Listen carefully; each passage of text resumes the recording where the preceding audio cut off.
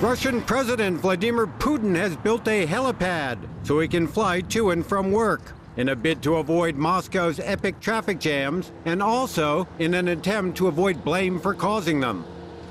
The helipad inside the Kremlin's red brick walls can land 2 helicopters at a time and park a third. Its construction displaced a garden and uprooted 19 trees and 8 bushes, which were replanted elsewhere within the Kremlin walls. Officials said the former Tsarist fortress, which is now a UNESCO World Heritage Site, received special sensors that will monitor vibrations caused by the aircraft's coming and going.